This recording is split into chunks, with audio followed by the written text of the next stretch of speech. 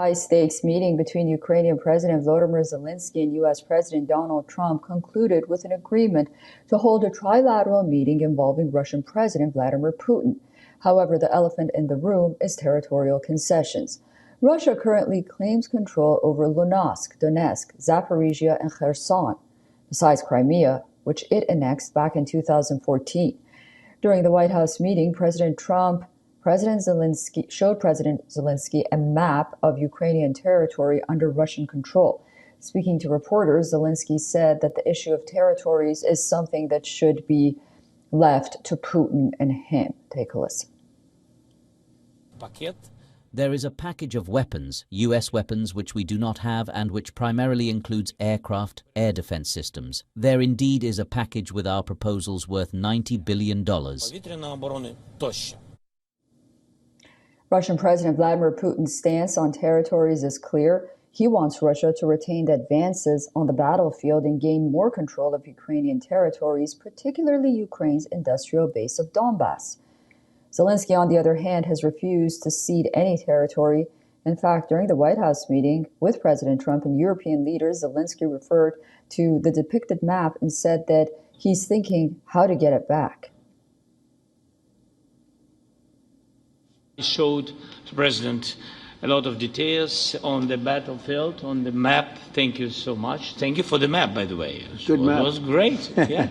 I'm thinking how to take it back.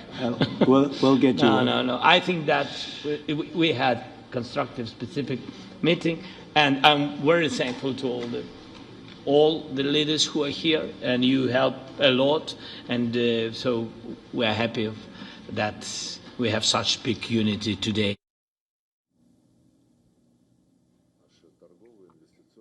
Meanwhile, Russian Foreign Minister Sergei Lavrov has said that any peace deal in Ukraine must ensure Russia's security. Speaking to a Russian state TV channel, Lavrov said that there can be no talk of any long-term agreements without respect for Russia's security interests. Lavrov also hinted at land swaps, saying that they are often crucial in conflict settlements.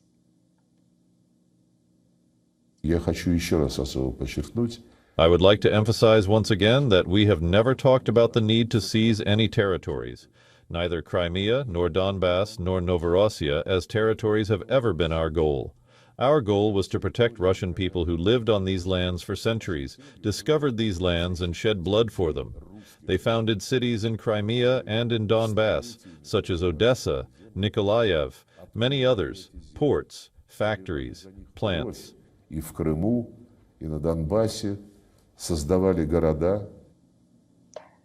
Joining me on this broadcast from Washington, D.C. is Edward P. Joseph, who is a foreign policy analyst. Edward, welcome back to WION. What a meeting that was, a remarkable scene from the White House yesterday. How do you see things moving from here on out, with President Trump saying, of course, he doesn't want to waste any time and he wants to end the war as soon as possible? Susan, first, good to be with you. And you're absolutely right. It was an extraordinary scene yesterday at the White House, where you had President Zelensky back at the White House after that terrible confrontation in February, and this time backed by 7 European leaders, and all of them, including this time notably President Zelensky, all of them in praising President Trump and speaking of unity. So the first takeaway from this spectacle yesterday at the White House was that it was relief that there was not any open confrontation with President Trump, as we saw in February, and that relationship, that critical relationship between personal one between President Trump and President Zelensky, seems to be restored with the assistance of these 7 European leaders. That includes, of course, the Secretary General of NATO and the head of the European Commission, as well as those 5 European leaders. Now, the question is, going forward, is there truly a peace process or just the illusion of one? And Susan, just to make this as clear for your viewers as possible, we have to remember the context. The context is that Russia is under no pressure from the United States. That is the context here. We have to understand that after the Alaska meeting last week, President Putin got this, what we saw, the literal royal treatment, the red carpet rolled out for him, his isolation removed, acknowledgement of the legitimacy of his territorial demands for Putin, with no price that he had to pay, no upfront price, for example, of a ceasefire, which was President Trump's demand going into that Alaska session. So the question is here, how will this peace process advance when Russia is still under no threat of any pressure from the United States? No, we don't hear President Trump talking anymore about potentially increasing sanctions or utilizing the very real leverage that the United States has. The only opening, and this was pointed out yesterday, Susan, by NATO Secretary General Rutte, was that President Trump has indicated that the United States would be willing to join in security guarantees for Ukraine in the event of a settlement. Of course, we don't know if there will be a settlement because of Russian demands on territory, or what the United States would actually be willing to contribute. Please. And Edward, of course, President Zelensky and the European leaders praised President Trump for his efforts in sort of opening the road and paving the way for hopefully some kind of peace between the two countries. But do you think that they went back home satisfied after this meeting? And what is their thought process now moving forward? A lot of concern.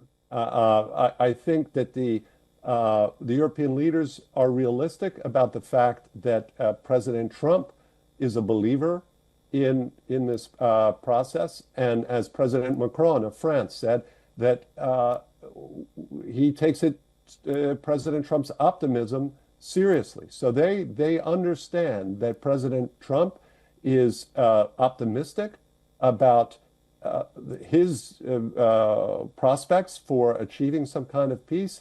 But I believe the European leaders have severe questions about whether Russia would actually come to terms on any type of terms that would be successful and that would not see just simply a resumption of the conflict. Now, the key point here, again, the optimistic, and it was called a breakthrough by Secretary General of NATO, Rutte, was this question of U.S. participation in security guarantees. This is something that is new, that President Trump had not indicated before. There will be questions domestically about that, but that is a crucial opening here, and wisely, President Zelensky and these European leaders have focused on that positive and constructive element. The other element here President Zelensky mentioned was, when he was asked about security guarantees, is the support and strengthening of the Ukrainian army itself. And this is absolutely fundamental, because we know, even with U.S. participation and participation of other NATO allies, that this will not be formally a NATO mission, that Ukraine's membership in NATO will still remain very likely something that's only theoretical and not real. So it will not have that same power of the true Article 5, that's the key provision in NATO, all for one, one for all provision. So even though there will be terms similar to that, the actual nature of that security guarantee is not clear at all. And remember the wider context here. Even under President Biden, the United States was always very wary of any direct military confrontation with Russia. Everyone is afraid of that, and President Putin exploits that. He exploits the fact that he has nuclear weapons, and that the United States, again, even under President Biden, was very cautious about direct military confrontation for fear of escalation to a nuclear exchange. And that, again, President Putin exploits that, and wisely yesterday, President Zelensky emphasized the fact that the Ukrainian army needs to be strengthened as part of the security guarantees, along with those provided by its European allies and the United States. Please. And finally, the issue, I know that people talk about territorial swap. I'm not sure how much of a swap this is, considering the fact that it'll be land given to Russia. I'm not sure Russia is going to give any land to Ukraine. But how critical is the issue of territorial concessions? Susan, you're absolutely right to be raising this question, and especially in the way that you did, with the skepticism about what territory actually Ukraine would get in this so-called swap. We don't know. There are reports of certain small amounts of territory, but we have to remember that because of the nature of this Alaska summit, it is President Putin who got to set the framework for this negotiation, and those territorial demands are extensive. They include the rest of the Donbass, this crucial area, including a wide swath of Donetsk, which Russia doesn't even control. So you imagine what President Zelensky is being asked to do. He's being asked to surrender this territory on which Ukrainians themselves live. Many Ukrainians there live. And of course, countless numbers have fought and died to protect this land. So you have President Zelensky being, theoretically here, as we understand it, being asked to surrender this portion of Donbass that Russia has been unable to take on the battlefield for some hypothetical peace. And of course, that presents extraordinary difficulties. Now, what we have to hope here is that the real progress could come, and the real constructive step forward could be in the meeting between President Zelensky and President Putin, which President Trump says that President Putin has agreed to. So that is the first and most constructive step, and that will reveal where we stand on this wider question of the terms, including potential so-called swap of territory. Please. Great. Well, Edward Joseph, thank you so much for joining us on WION. I look forward to speaking to you again very soon. Likewise, and you're welcome.